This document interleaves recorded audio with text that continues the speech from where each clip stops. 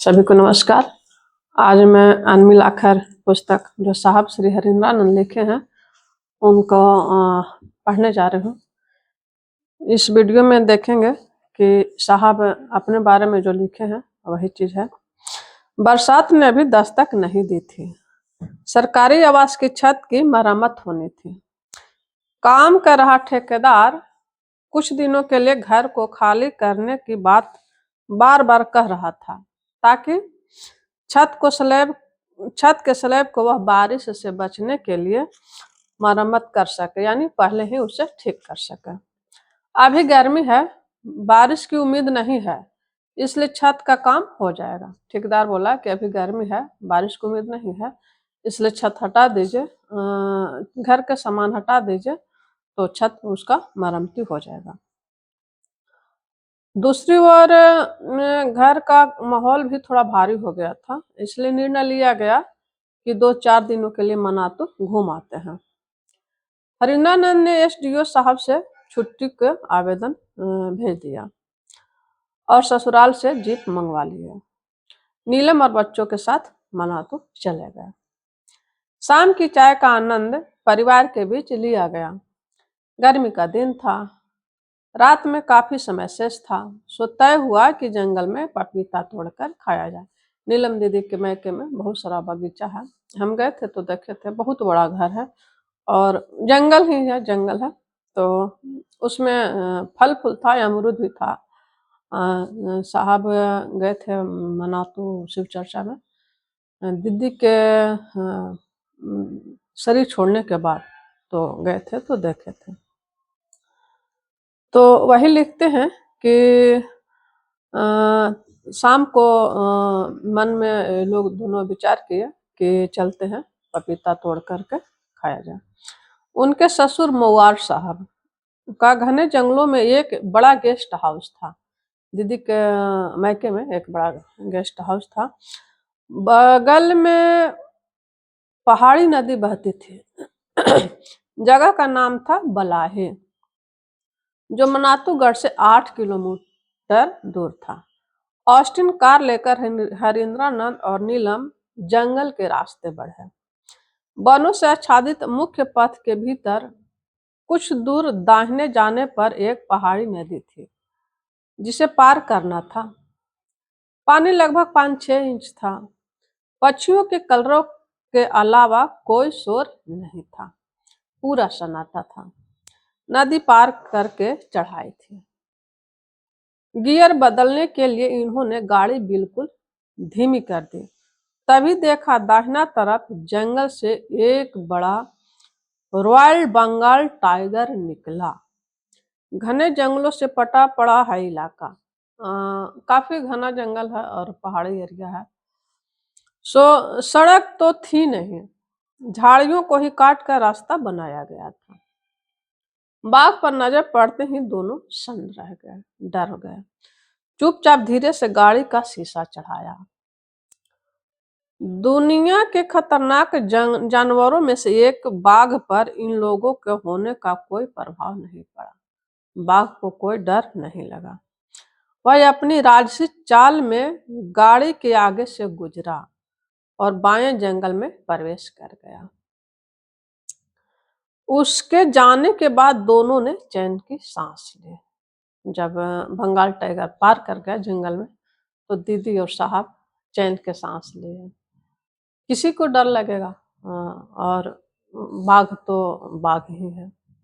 नदी को पार कर बंगले पर पहुंचे। वहां का पहरेदार भी नहीं था, शायद बाजार गया हो। बड़े बंगले को घूम फिर कर एक बांस उठाया, उसी से पपीता तोड़ा। नीलम बार बार कहते, अभी तो सामने से बाघ गुजरा है, चलिए जल्दी। दीदी को डर लग रहा था कि जंगल में बाघ है, पपीता तोड़ लिया, अब घर चलिए। अरे अभी तो आए हैं, साहब बोला। मनातू के चिल्पों से अच्छा है यहीं बैठे। साहब को एकांत अच्छा लगता था, इसलिए उन्होंने बोला कि मनातू के चिल्पों से अच्छा है यहीं कुछ देर शांत बैठे। वैसे भी शमशान की साधना ने तो हरिंद्रानंद को पहले से ही भय मुक्त कर रखा था। साहब हरिंद्रानंद शमशान में जाते थे तो ये सब के आदी हो गए थे, उनको डर नाम का कोई चीज नहीं रहा था। हालांकि नीलम तो जंगलों में ही पली थी, दीदी का भी घर तो जंगल में ही था, तो इसलिए वहीं पली बड़ी थी। लेकिन फिर भी कुछ तो डर लगता है, इसलिए उन्हें भी कोई खास ऐतराज नहीं हुआ। वैसे बाघ तो बाघ ही है, आप कहीं भी रहें कुछ भी करें उसकी दहशत तो रहती ही है। दोनों बंगले के मुहाने पर बने शिव मंदिर के बरामदे पर बैठ गए। थोड़ी देर के बाद एक गुर्राहट की आवाज सुनाई पड़ी। नीलम ने कहा, मंदिर के पीछे जंगल में बाघ है, वही गुर्रा रहा है। अब तो चलिए, दीदी साहब से कहती हैं कि अब तो चलिए, बाघ की आवाज गुर्राने की आ रही है। ऑस्टिन स्टार्ट हुई, दोनों लौट गए। दूसरे दिन चांद सवेरे आ गया था। रात ने शांत कदमों से पूरे क्षेत्र में अपना सिक्का जमा लिया था, लेकिन खूबसूरत चांद की चांदनी ने अंधेरे को घर से निकाल दिया। हरिंद्रानंद और नीलम गढ़ के बाहर निकले। रात में टहलने का अपना मजा है, शायद फैली हुई चांदनी मन की व्यथा को कहीं कम कर दे। पाटन की घटनाओं से थोड़ा नैराश्य तो जीवन में आ ही गया था। वे टहलते टहलते गढ़ के पीछे घने जंगलों में बगीचे में पहुंचे। पगडंडी थी। देखा, जंगली पेड़ों और आम के वृक्षों के बीच से चांदनी छनकर सूखे पत्तों से ढके उस भूखंड को रोशन कर रही है। दूर एक पेड़ के नीचे एक साधु या फकीर बैठा देखा। साफ दिखाई नहीं दे रहा था। थोड़ा भय भी हुआ कि रात में यहाँ कौन है। नीलम ने कहा, कोई फकीर ही होगा, क्योंकि थोड़ी ही दूर पर वहां एक पुराना मजार भी है। हरिंद्रानंद ने नीलम से कहा, आप यहीं रुकिए, मैं जरा देखकर आता हूँ।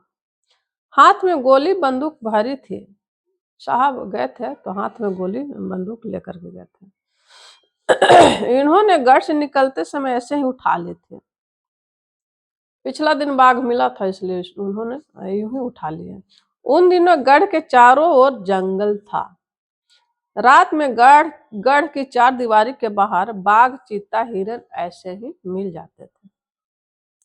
पेड़ों की टहनियां चांदनी से उस व्यक्ति को नहीं छुपा रहे थे।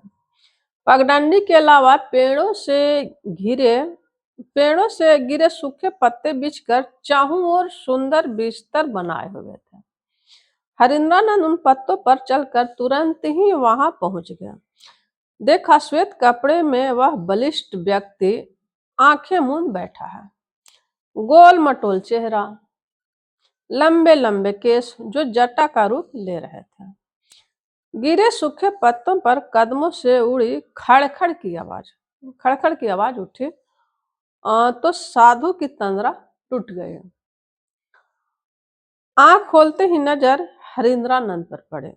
दो साधुकों का आमना सामना। साहब भी तो साधक ही थे ना, तो दोनों का आमना सामना हुआ। प्रणाम, हरिंद्रानंद बोला। प्रत्युत्तर में कुछ जवाब नहीं आया। बाबा, मैं शिव का शिष्य हूँ। साहब बोले कि बाबा, उस अघोरी से या जो वहां पे ध्यान में थे उनसे बोले, बाबा मैं शिव का शिष्य हूँ, आप इस सुनसान में अकेले बैठकर क्या कर रहे हैं? गंभीर आवाज आई, मैं तो बगीचे में बैठा हूँ। तुम 15 दिनों तक शमशान में अकेले क्या कर रहे थे? उस आदमी जो वहां पे बैठे तो साहब के बारे में कुछ जानते नहीं थे, लेकिन साहब का प्रश्न जो सुना तो उसने जवाब दिया कि तुम 15 वर्ष तक शमशान में अकेले बैठकर क्या कर रहे थे? इन्हें समझते देर नहीं लगी, इससे जरूर प्रेत सिद्धि है। साहब को लगा कि इनको प्रेत सिद्धि है। वहीं सूखे पत्तों के बिस्तर पर बैठ गए। नीलम उन्हें बैठा देख वहीं आ गई। दीदी भी साहब को देखे कि वहीं पर बैठ गए तो वहीं पे आ गए। और फिर वही खड़खड़ की आवाज। हरिंद्रन ने बंदूक की नाल दूसरी ओर कर दी। जब खड़खड़ की आवाज आई तो बंदूक की नाल दूसरी ओर कर दी। नीलम ने कहना शुरू किया, बाबा पीछे जो मजार है आप वहीं आए हैं क्या? दीदी को लगा कि मजार है तो मजार में कुछ ध्यान साधना करने आए होंगे। मैं तो घूमता ही रहता हूँ, उस व्यक्ति ने कहा। सांप और साधु का क्या, आज यहाँ तो कल वहां। वो आदमी बोले कि सांप और साधु का क्या, आज यहाँ तो कल वहां घूमते रहते हैं। फिर गूंजती आवाज में साधु बोला, आग की व्यवस्था है? नहीं बाबा, मैं सिगरेट नहीं पीता। साहब बोले, लोग तो शिव की पूजा करते हैं, फिर तुम्हारे गुरु कैसे हैं वो? उस व्यक्ति ने पूछा कि लोग तो शिव की पूजा करते हैं, लेकिन तुम्हारे गुरु शिव कैसे हो गया? सवाल एक शिष्य से था, इसलिए जवाब भी इन्हें ही देना था। लगभग 10-15 मिनट तक साधु को समझाया। साहब अपने बारे में, अपने शिव के गुरु के बारे में बताया। कुछ देर के बाद उसने कहा, अच्छा बोलते हो, पता नहीं कैसे आवाज प्रतिध्वनित हुई।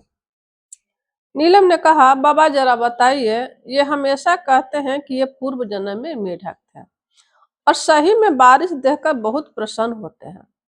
साधु ने हरिंद्रानंद को बाईं ओर इशारा करते हुए कहा, वहां एक आईने का बड़ा टुकड़ा है। इन्होंने देखा आईने का बड़ा टुकड़ा पत्तों पर पड़ा है और आईने के पीछे का लाल रंग स्पष्ट दिख रहा है। आईने का टुकड़ा उठा लाया। उजली दाढ़ी वाले साधु ने कहा, आईना देखो, क्या दिख रहा है इसमें? इसमें तो बाबा की तस्वीर है, हरिंद्रानंद ने कहा। साधु ठठाकर हंसा। उसके ठहास से पेड़ के कुछ सूखे पत्ते जमीन पर आ गए।